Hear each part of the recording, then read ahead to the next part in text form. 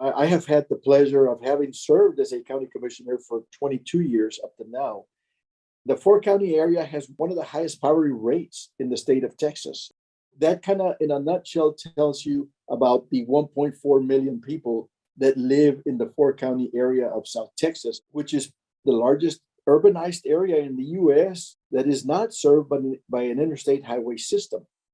The economy of the region that we're in involves international trade. A lot of Mexico trade comes through us, agribusiness, food processing, port industries, energy development, medical services, and tourism, and now to some extent, space activities. We've seen the growth that interstate system has provided for the Dallas-Fort Worth area, and it is phenomenal. We think that for the most impoverished areas of the state of Texas, that an investment by the federal government would have equally good effects on our economy, transportation infrastructure to help develop less disparity in communities that are underserved is probably the best investment that this nation could have. The enduring and lasting effect is that it provides more opportunities to the folks that live in the area to be able to achieve their dreams, live their lives, and have a decent living and becoming a middle-class American.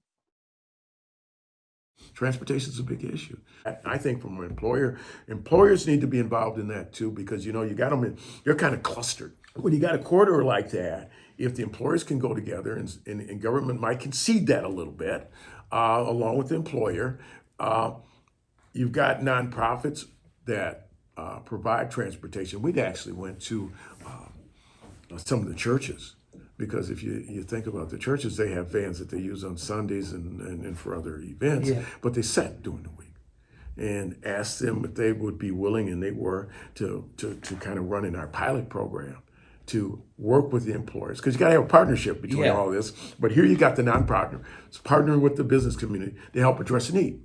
You need employees. The employees are here. We've got the employees who you've hired or willing to hire, and we need to get them from here, from point A to point B. So what do we do? Here's a role for nonprofits to be involved in that. And that doesn't mean that, sometimes the bus systems within the cities are kind of quirky, in Milwaukee, where they run to the city line and then they stop right at the count, where the city line stops. But Florida is still like 4 or 5 blocks away from there. So it doesn't always work from the municipal transportation pieces. So we've got to be more creative in how we think about solutions to address that.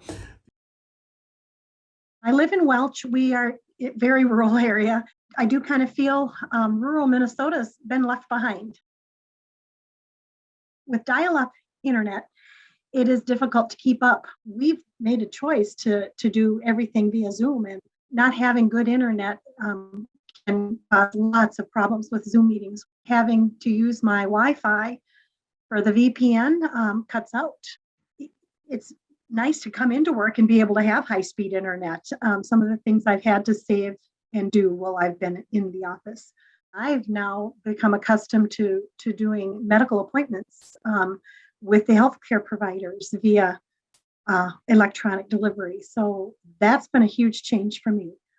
Doing that from home can be difficult when there's lags and delays.